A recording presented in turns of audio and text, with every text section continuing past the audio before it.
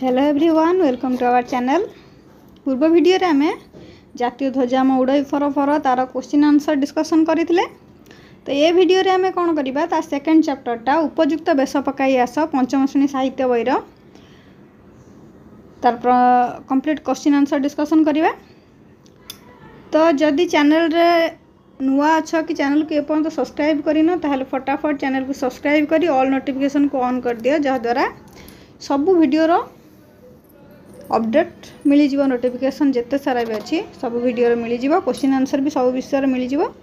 तो चैनल को सब्सक्राइब कर रख आउ ऑल नोटिफिकेशन को ऑन करो। तो ये स्टार्ट करियो आमे प्रथमे लेखक परिचय पाखक जीवा। श्री मनोज दास ओडिया साहित्यर जड़े जनाशुना लेखक। से 1934 मसीहा फेब्रुआरी मास 27 तारिख में जन्मग्रहण करते। जड़े ख्याति संपन्न गाल्पिक भाव में विशेष सम्मानित करा जायछि। से ओडिया साहित्य एकाडेमी सहित अन्य पुरस्कार पाइछन्ति। आरण्यक, समुद्रर क्षुधा, लक्ष्मीर अभिसार, अमृत फल, दूर दूरांतर इत्यादि तांकर केतोटी सृष्टि विशेष भाव में पाठक मान द्वारा आदृत। तो ये तार क्वेश्चन आंसर पाखु जीवा। तो प्रथम प्रश्न कौन अच्छी देखा। राजा राज्य जय कले पोशाकर नुआ हीरा खंडिए लगाती कहीं जो से राज्य जय करते कहीं नुआ हीरा लगाते। तो तार आंसर कौन हम। राजा राज्य जय कले विजयर गौरव स्वरूप, विजयर गौरव स्वरूप पोशाकर नुआ हीरा खंडिए लगाती। ख नंबर अच्छी राजा मंत्री को निदर उठाई कौन देखाइले। राजा मंत्री को निदर उठाई निजे देखि अद्भुत अद्भुत नीलाभ आलोक देखाइले। से जो अद्भुत आलोकटी को देखी से मंत्री को मध्य निदर उठेगी से अद्भुत नीलाभ आलोकटी को देखाइले। ग प्रश्न अच्छी कौन। सन्यासी तांका चेला द्वारा राजा निकट को पठाई खबरटी कह। तो तार आंसर हम सन्यासी तांका चेला द्वारा राजा निकट को पठाउथिबा खबरटी होची महाराज गुरुदेव आपण महाराज गुरुदेव कहउछन्ति जे आपण उपयुक्त वेश पकाई आसंतु। प्रथम चेला आसला सेमती कहला महाराज गुरुदेव कहउछन्ति कि आपण उपयुक्त वेश पकाई आसंतु। प्रथम चेला, द्वितीय चेला, तृतीय चेला एमती आसिले एवं महाराज को कहले जे गुरुदेव कहउछन्ति आपण उपयुक्त वेश पकाई आसंतु। घ नंबर जने मनुष्य उपयुक्त वेशटी कौन। तो प्रकृत में से जिते थर पोशाक बदलैले सेते थर गुरुदेव तांको कहले जे उपयुक्त वेश पकईकि आस। तो से बुझी पार नथिले जे प्रकृत में उपयुक्त वेशटी कौन। तो जड़े मनुष्यर उपयुक्त वेशटी होची कौन तार हृदयर नम्रता बोध। तो मन भीतर जो नम्रता बोध अच्छी सेटा ही तार उपयुक्त वेश। मु नंबर अच्छी राजा निजक मूर्ख बोली मन कले कहीं। तार उत्तर कौन हम। राजा राज्य पर राज्य जय करने द्वारा निजको गौरवान्वित बोध करने प्रकृत गौरव नुहे बोली बुझीपर निजको मूर्ख बोली मन कले। राजा निजको मूर्ख बोली मन कले कहीं ना राजा राज्य पर राज्य जय करने द्वारा निजको गौरवान्वित बोध करने प्रकृत गौरव नुहे बोली बुझीपर निजको मूर्ख बोली मन कले।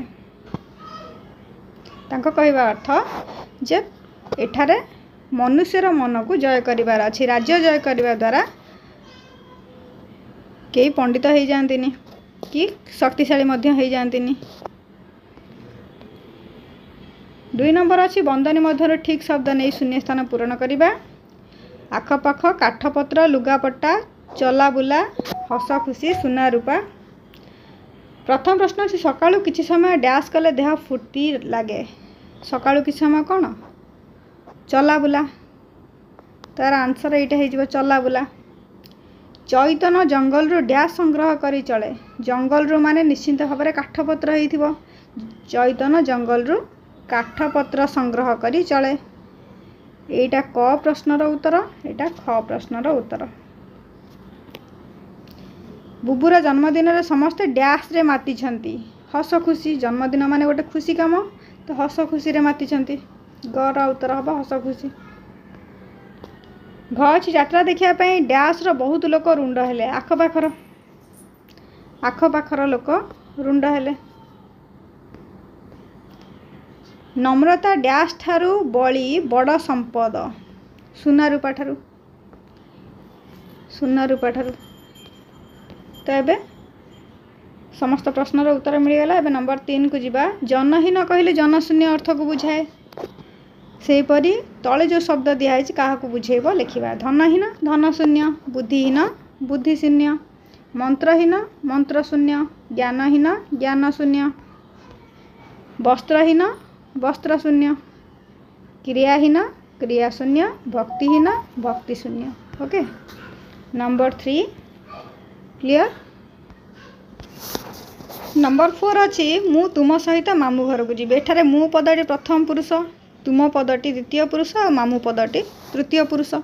जेकोसी नाम को बुझाऊा पद मध्य तृतीय पुरुष। सेहीपरि तल वाक्य प्रथम पुरुष थिबा पद चारिपटे गोल बुलेबा, द्वितीय पुरुष थिबा पद गुड़िक बॉक्स करवा आ तृतीय पुरुष को त्रिभुज करवा। तो प्रथम पुरुष रे मु आउ आंभे जीवा, द्वितीय पुरुष रे तू तुम्भे तुमे माने आपण, ये सब द्वितीय पुरुष रे जीवा। बाकी सब जिते सारा शब्द रहिला सब जेकोसी गोटे ना को बुझेले सेठी आमे तृतीय पुरुष बोली जानिबा। तो प्रथम प्रश्न अच्छी मु मो जन्मभूमि को भल पाए। मु अच्छी माने प्रथम पुरुष गोल बुला हला जन्मभूमि को। मु कहली कौन तू तुम्भे आपण तुम्भे माने ये सब द्वितीय पुरुष रे जीव। जन्मभूमि आसीज तृतीय पुरुष रे त्रिभुज कराई। पंकज बाबू जड़े नम्र व्यक्ति, पंकज बाबू एठी तृतीय पुरुष त्रिभुज कराई। तुम्हें क्या खोजुच, तुम्हें तुम्हें आसीगला माने द्वितीय पुरुष बॉक्स कराला। क्या खोजुच माने कहीं जड़े, तो सेठी तृतीय पुरुष क्या आसीज। आपण को मुझे किसी कहबी, आपण को एठी आसी जाउछि केते आपण को माने तुम्हें आम जहाँ कहे आपण को अधिक सम्मान दे कहबा एटा आपण को, किंतु तुम्हें रे तुम्हें जहाँ आपण मध्य सेया, तो सेटा द्वितीय पुरुष रे जीव। मु प्रथम पुरुष रे गोल बुला है। से कदापि मिछ कहे नहीं, से आसला माने एठी तृतीय पुरुष। बे 4 नंबर मध्य कंप्लीट। नंबर 5 ठीक बनान लेखाती शब्दटी को बाछिबा।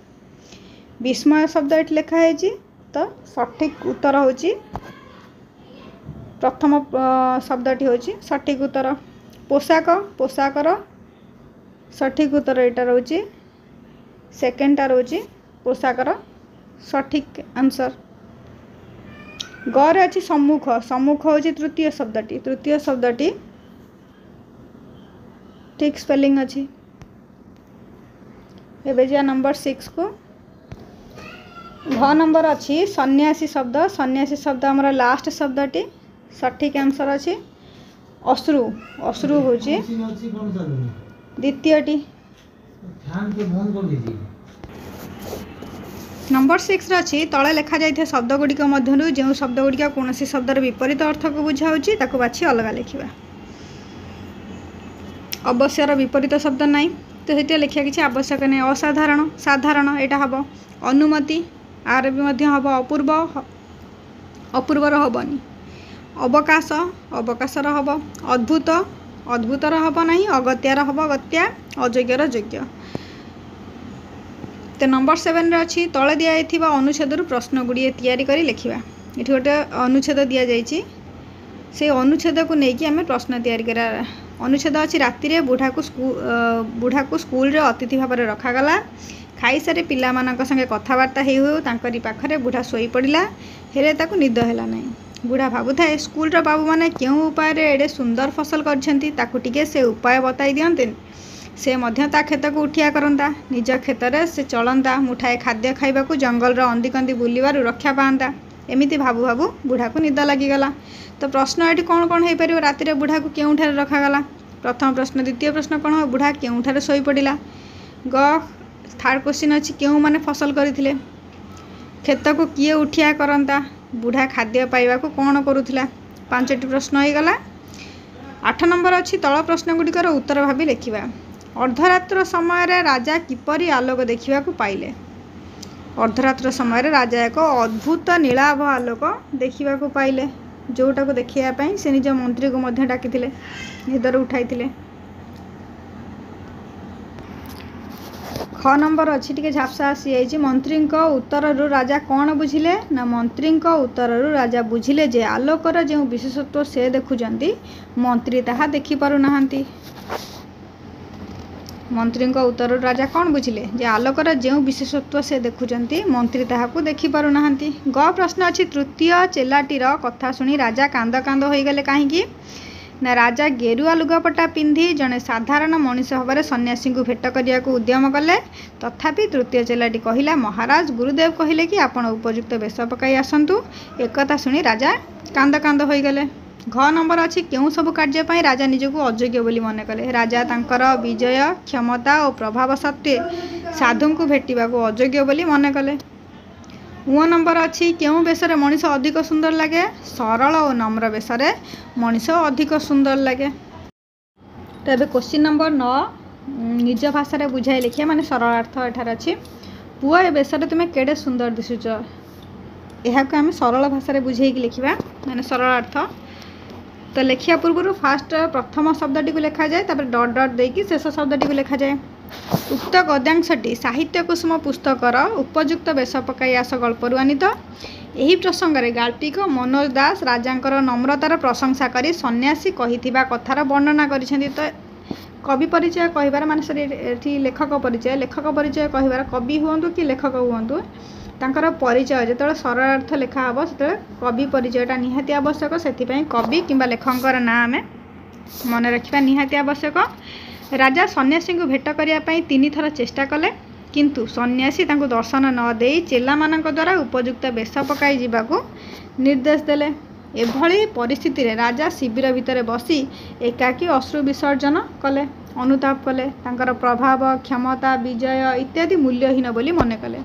से नम्र और सरल हो गले। तांकर एही नम्रता गुण रे मुग्ध होई सन्यासी निजे तांको पाखक आसी दर्शन देई वर्णित उक्तिटी कहिथिले माने पुआ ए बेसरे तुमे केडे सुंदर दिसुच।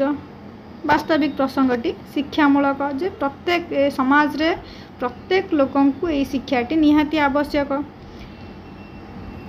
लोकंकर गर्व अहंकार यही सबू यही विषयटी पढ़ा द्वारा किछि मात्रा रे कम हो जाए। तबे नेक्स्ट क्वेश्चन देखिबा।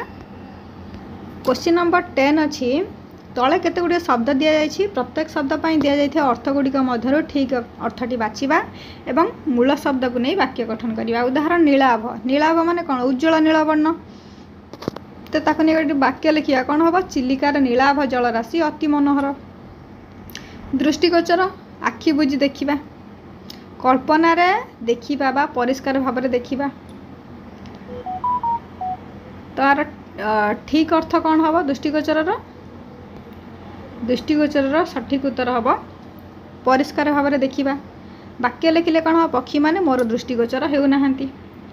अगत्या तार सब अर्थ गुड़ा देती अन्य गति नथिबारु द्रुत गति दुर्गति। तो तार सठिक आंसर कौन हम अन्य गति नथिबारु अगत्या माने अन्य गति नथिबारु। अगत्या भिक्षुकटी दांड द्वारा मुहरु फेरीगला। उद्धत जटिल अविनीत असहाय। तार सठिक अर्थ हो कौन अविनीत। उद्धत माने वाक्य लिखिले उद्धत पिला माने दंड पाती। परिधेय त्याग करिबा पिंधा जाइथिबा ग्रहण करिबा। तो तार सठिक आंसर कौन हो अर्थटा पिंधा जाइथिबा। परिधेय माने पिंधा जाइथिबा। वाक्य लिखिले राजा का परिधेय सुंदर देखा जाउथिला। 11 नंबर जोटा कि लास्ट नंबर जेपरी विशेष शब्द विशेषत्व होइछि सेहीपरि यही शब्द गुड़िक आम लिखा। मनुष्य मनुष्यत्व हम घन रु घनत्व व्यक्ति व्यक्तित्व गुरु गुरुत्व पशु पशुत्व आ देवरु देवत्व। तो ये आमर समाप्त होउछि उपयुक्त वेश पकाई आसर क्वेश्चन आंसर। तो यदि चैनल को ये सब्सक्राइब करना ताले फटाफट सब्सक्राइब करी ऑल नोटिफिकेशन ऑन कर। आउ जदि चैनल को ये जो वीडियोटी आमर बनाई ये वीडियोटी जदि भल लगी हेल्पफुल होती निश्चित भाव में लाइक कर कमेंट कर को विषय क्वेश्चन आंसर दरकार जदि मिलनी ताहले कमेंट बॉक्स रे जनइले मुझे निश्चित भाव में तार वीडियो अपलोड करी। पुणी देखा नेक्स्ट वीडियो रे। Thank you.